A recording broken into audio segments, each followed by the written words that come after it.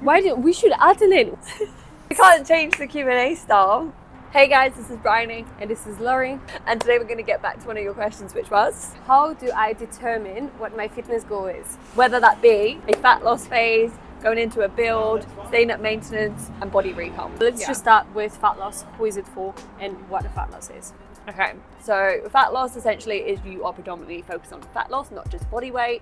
And generally someone who is carrying a lot more fat will find that they are able to lose fat quicker, and that's more likely going to be their goal, as opposed to someone who is already relatively quite lean, but also someone who's like a beginner as well. They would just find that a lot easier to do. Build. Who would go into a build? Someone who's lean enough, because obviously when we're going into a building phase, we are going to be in a slight surplus, which means that your calories are actually going to be slightly above your maintenance. So this is an optimal spot to build muscle, but you will also put on some fat. So if you're someone who carries a bit of fat already, you're going to feel quite uncomfortable. That's why it's better to bring the body fat percentage quite low to start with, and then have room to grow. You can also like re-synthesize your carbs as well. So like the ability in which you respond to your carbohydrates, it's going to be a lot more effective for a lot of people. Yeah. Maintenance and body recomp, like who is that for? Someone perhaps who has been dieting for a long time, but also if you have never tracked before as well, or if you're a beginner and you almost are just starting off as a baseline. That's what I would recommend. Yeah, so not everybody can recomp. If you're someone who's quite advanced, let's say for example BRYONY, let's say for example BRYONY and myself, we can't really body recomp. We can either go into a fat loss or we can go into a build. If we spend time around our maintenance, yeah, things are going to happen, but it's not optimal for us to be in that spot. If you're a beginner, you've never trained before, whenever you're going to hit the gym, even if you're in a fat loss phase, chances are that you're going to put on muscle. Same if you've never been following a structured training plan, chances are that even if you're in a dieting phase, you will put on muscle.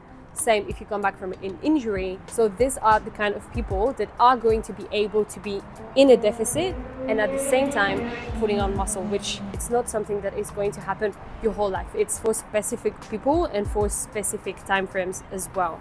Yeah, and like your body composition can change, but generally it's because you've gone through a different phase. So you've gone into a fat loss, and then in a maintenance phase, and then into a build, and then back into a maintenance. So you kind of like hop around into different phases, and then that's when your overall body composition can change. So I think it can get a little bit confusing when we think we can just change body composition by just staying at maintenance alone, which again, like Laurie just named, you can, if all of those points. But if it's someone who you've been training for a long time and you've been doing the same thing and things aren't changing, then clearly something needs to change.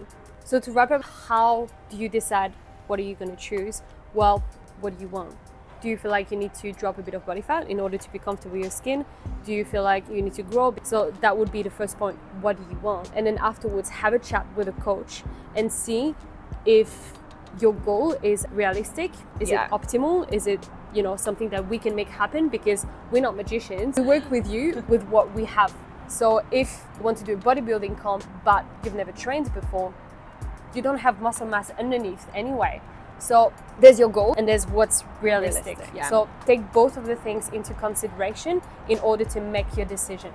Yeah, and if you're not sure, then that's when you get the advice from a professional coach who can recommend which direction you go, and you can almost get a plan, an idea of what would be best suited to you. To wrap up, having a goal and knowing what you're working towards is so important, because if you have no idea, you go 1 week into a fat loss, 1 week into a build, then you're in maintenance, then you stop training for a week, you're not going to go anywhere. You're never going to reach your goal. So it has to be bright, clear up there, and that way you're not wasting time. Yeah. I was ready to high five you. Well, done.